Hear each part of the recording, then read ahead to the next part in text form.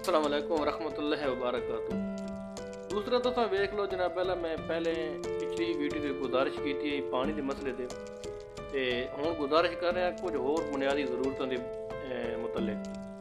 तुसां वेख लो कि साढ़े कोल चनकी है, चनकी ते खालकाबाद दरम्यान कोई हाई स्कूल नहीं लड़कियां दा, और लड़कियां दा तां तसव्वुर ही करना महाल है।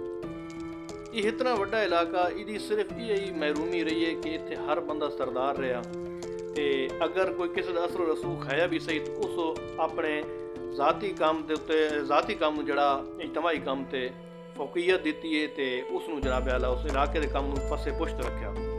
ना साढ़े कोल कोई डिस्पेंसरी है, तो उस तो बाद जनाब आला साढ़े इलाके दे विच सिर्फ महरूमियां ही महरूमियां, इत्थे जनाब अल्लाह कोई फलाह बहबूद का काम नहीं हो सकिया, ते ना ही मैं नज़र आना, क्योंकि जितने तक असा लोग इतिहाद और एक किस्म का एक दूसरे नाल तावन ना करते, तो साढ़े इलाके दे विच ये महरूमियां इ'यां ही रासन और नस्ल दर नस्ल ये रासन, क्योंकि साढ़े अबाओ अजदाद साढ़े वडेरे सारे पता कि कितनी मुश्किलात का शिकार रहे, और वो मुश्किलात अफसोस सद अफसोस तकरीबन 60-65 साल 70 साल या 100 साल कर लो, उस तो बाद भी उन्हें दी उन्हें मौजूद हैं। जिमें जिन हालात में साढ़े वडेरे जिंदगियां बसर कर गए, साढ़े वास्ते भी तकरीबन वही अजे ताईं माहौल कायम है।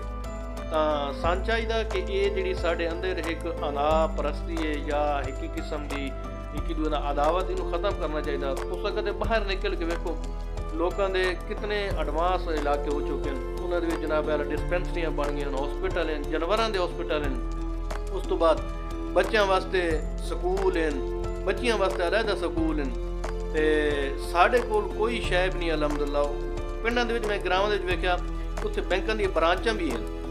उस तो बाद जनाब अल्लाह उत्थे कोई भी सहूलत आनी है, अगर हुकूमत तरफों कोई ग्रांट आनी है तो उन्होंने लोगों तक वो बर वक्त पहुँचती। उसकी वजह यह होनी है कि उन्होंने लोगों ने सियासी शऊर होना। साढ़े कोल 65 साल तो एक ही मसला जी, पानी का तो गलियां का, पानी का तो गलियां का। अल्लाह पाक सन इतिहाद देवे ते इतफाक देवे। बाकी रहा मसला अपने इलाके का, तो हुण बंदा इसकी कितनी कितनी महरूमियां का जिक्र करे, और ये सारियां साड़ियां अपनियां गलतियां कोताहियां हैं। हुण वेख लो कि अगर वस्ती शेर का हाल वेखो, इहदा ये वे कि इस दे विचों एक जनाजा नहीं गुजर सकता। वस्ती शेर अली तो कब्रस्तान तकरीबन काफ़ी सारी बिरादरियों का एक मुश्तरका कब्रस्तान है, जिहदे शालमा बिरादरी भी आनी, बाकी होर भी कौम है। तो आखिर मकसद ये कि साढ़े विच इतना इतफाक नहीं कि असां मिल के किसी पासों शहर के बाहर वाली साइड तो कोई एक यह जरा कढ़िए जिदों ते जनाजा जड़ा वो सौखा बन सके। गलियां दे विच इन्ने कि अगर एक बंदा एक ही पासों कोई रेहड़ी पानी वाली या कोता रेहड़ी उत्ते अगर पट्ठे कप्पियां ना दूआ बंदा उन्होंने क्रॉस नहीं कर सकता, उदों अड़ खलोने।